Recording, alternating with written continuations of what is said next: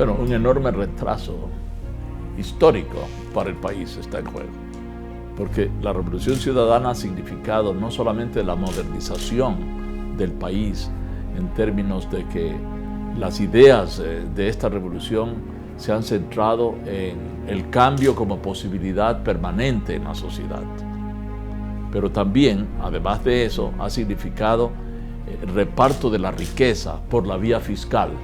Se ha cobrado más a los que tienen más y se ha distribuido más a los que no tenían nada, en todos los ámbitos de la vida social y cultural. Eso es lo que está en juego.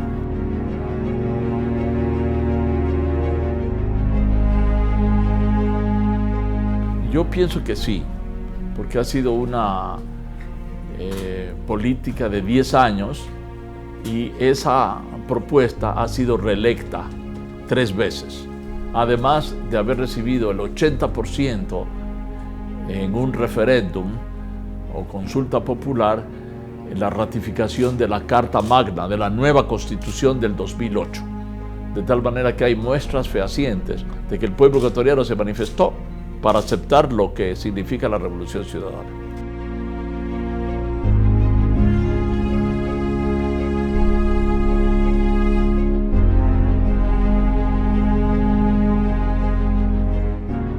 El caos es parte de quienes no tienen una propuesta clara, ligada a los intereses de la nación, ni un programa nacional fijo, porque nunca lo tuvieron, porque no representa los intereses del país, sino los intereses de transnacionales, de grandes empresas extranjeras. Entonces sus programas, sus agendas político-electorales en mucho provienen de afuera, son consultores de afuera, etc.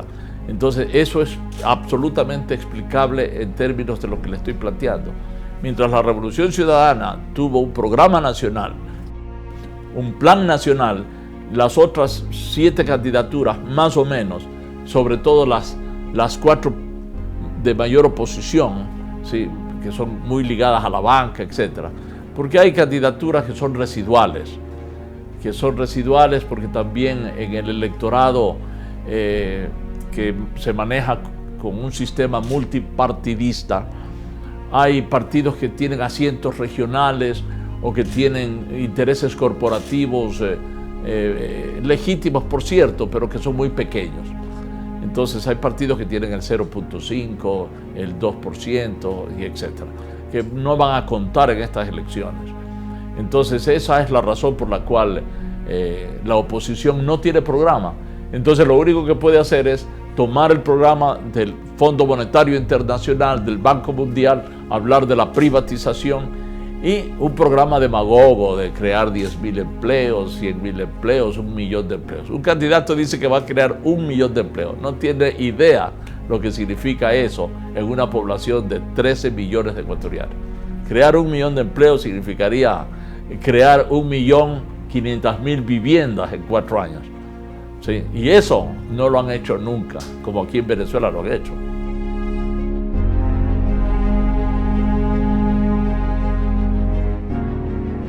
Tradicionalmente un país muy aislado y enconchado en sí mismo durante muchas décadas. No teníamos una inserción en la arena internacional, pero el Ecuador ha hecho propuestas importantes. La propuesta de crear la comunidad de naciones de nuestro continente social, de América del Sur, Centroamérica y el Caribe, fue una propuesta que provino también del Ecuador. Hay un documento del presidente Correa que coincidió con la propuesta del presidente Chávez. Lo mismo respecto a una serie de propuestas de orden multilateral, como la reforma de la OEA, o descartar la OEA como el mecanismo de negociación. Nosotros consideramos que la OEA solo podrá servir para que haya un foro entre el norte y el sur en nuestro continente. Somos favorables al diálogo, pero no le damos importancia a la OEA como un organismo que tenga centralidad política para tratar problemas del continente. Nuestra propuesta en política internacional en cuestiones de hábitat, medio ambiente, vivienda y política internacional coinciden en la unificación de nuestro continente. Nunca se ha hecho más en el Ecuador y desde el Ecuador, con otros países como Venezuela y otros que están con procesos progresistas importantes para luchar por la integración. Entonces el Ecuador vale mucho para la integración. Y en este punto la oposición dice que se saldrá de todos estos organismos, lo cual es una locura. Es una locura, sí, es una locura, que no solamente se escucha en nuestro continente, sino que tiene ecos también en Washington hoy día.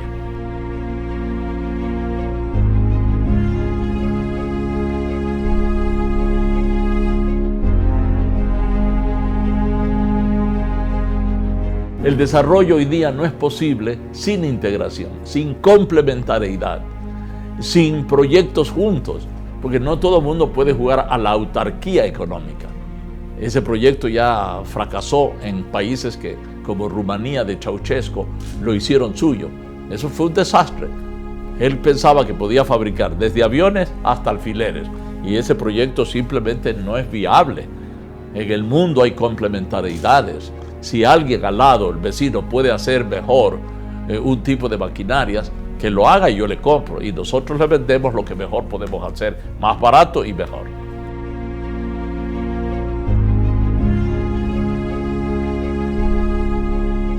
Bueno, mire, se hizo en infraestructura una cantidad inmensa de cosas. Les quiero mencionar dos.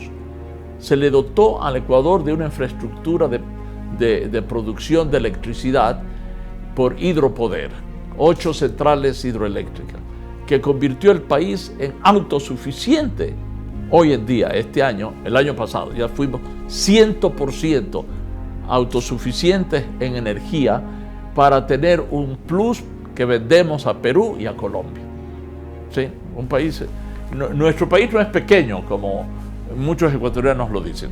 Yo nunca he escuchado a un italiano que diga, el mío país es piccolo, mi país es pequeño. No, el país es un país con 15 millones de habitantes, 2 millones y pico afuera, pero es un país muy rico en muchos aspectos. Entonces es un país que puede tener una proyección de crecimiento económico siempre que se mantenga la integración. En segundo lugar, nosotros hemos visto en estos 10 años una redistribución de la riqueza por la vía fiscal, no por la vía de la confiscación de bienes, sino muy mínimamente.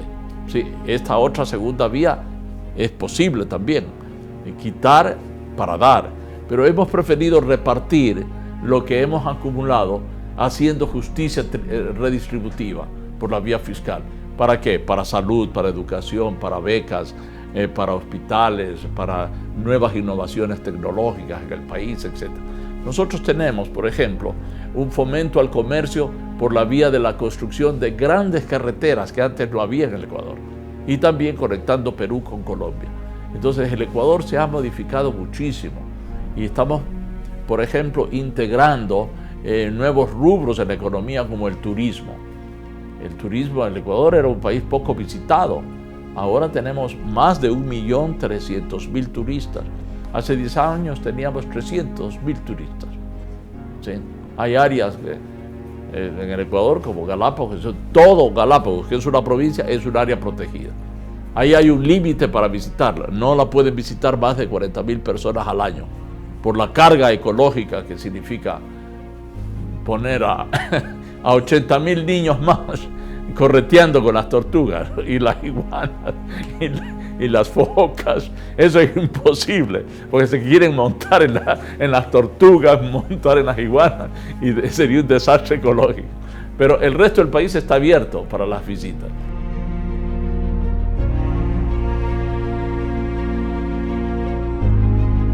Bueno, mira, hay mucho por hacer. Hay mucho por hacer en cuestión agraria, ¿sí? Hay mucho por hacer todavía en el rubro vivienda. Yo pienso que Venezuela es un modelo que hay que imitar con nuestros propios recursos, con nuestros propios gustos. A los ecuatorianos no les gusta vivir en edificios, por ejemplo. Pero claro, si usted tiene una población que no tiene vivienda, la pone en edificios grandes, que es un modelo que se utilizó en Europa.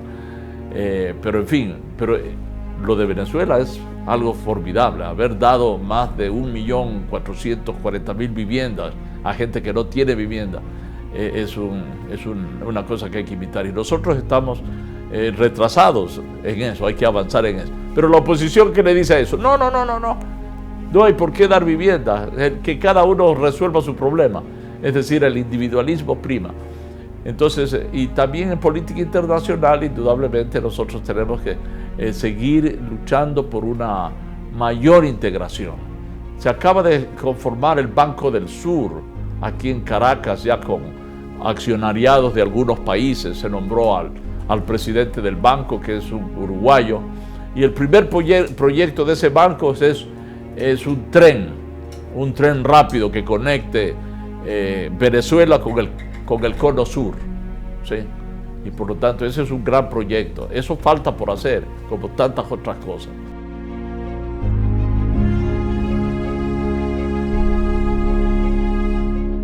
Que vayan a votar, que como quieran votar, voten, porque esta es una nueva experiencia de la Revolución Ciudadana, el haber ofrecido al migrante ecuatoriano, a la migrante ecuatoriana, la posibilidad de tener en el Congreso Nacional, la Asamblea Nacional, 2 representantes por esta región, Sudamérica, el Caribe, Centroamérica y África. En África no tenemos muchos votantes, porque a duras penas tenemos 5 embajadas en todo el continente africano, que tiene 54 países.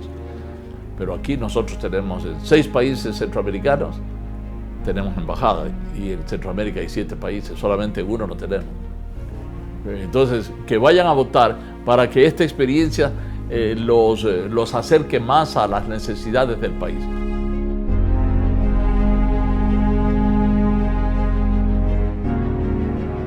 $14.500 en Venezuela. Bueno, ellos pueden votar en Caracas, habrá 28 juntas en el Colegio Don Bosco, San Juan Bosco, que se llama aquí en Altamira.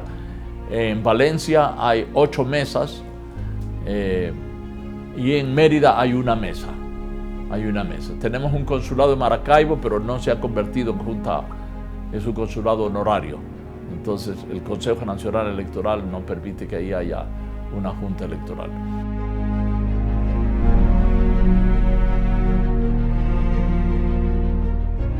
Y si hay una segunda vuelta, indudablemente pues los mismos sitios no va a haber aumento del electorado.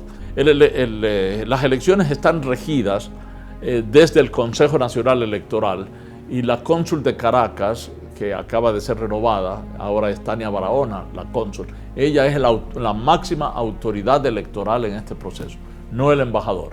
Yo en el proceso seré votante, pero no le voy a decir por qué voy a votar.